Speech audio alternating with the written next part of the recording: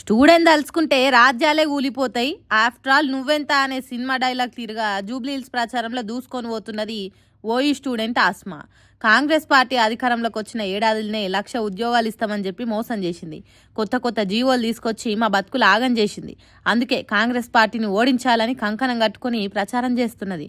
చూడుండ్రి జూబ్లీహిల్స్ ఓటర్లను ఎట్లా బ్రతిలాడుతున్నదో. మీ కాళ్ళు మొక్కుతాము, దయచేసి ఎవ్వరు కూడా కాంగ్రెస్ పార్టీకి ఓటు వేయకండి. నిజం అందరినీ వేడుకుంటున్నాము. మోకాల మీద కూర్చొని కూడా మేము చెప్తున్నాము, దయచేసి కాంగ్రెస్ పార్టీకి మాత్రం ఓటు వేయకండి.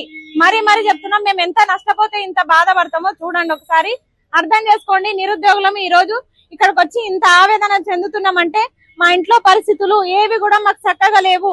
మేము చాలా బాధపడుతున్నాం, చాలా ఇబ్బంది పడుతున్నాము. అంత ఇబ్బంది పడే మేము ఇక్కడ నామినేషన్లు వేసినాము. ఇగోండి మా ప్లకార్డ్స్ కూడా ఇవే.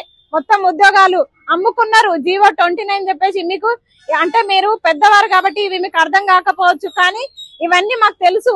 ఈ జీవోల వల్ల మేము ఉద్యోగాలు కోల్పోయినాము.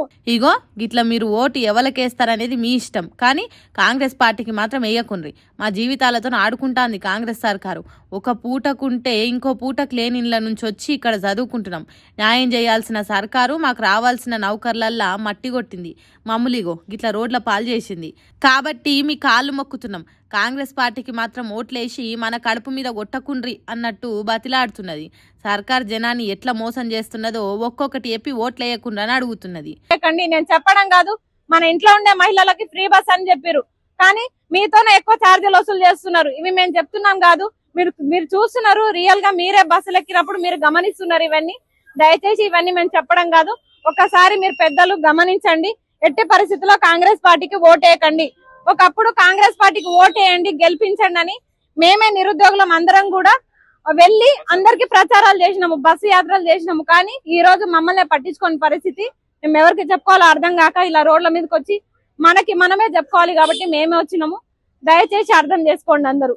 మీకు దండం పెడతాం చేతులెత్తి, కాంగ్రెస్ పార్టీకి మాత్రం ఓటేయకండి. చేతులు జోడించి కాంగ్రెస్ పార్టీకి ఓట్లు వేయకుండా అని మొక్కుతున్నది.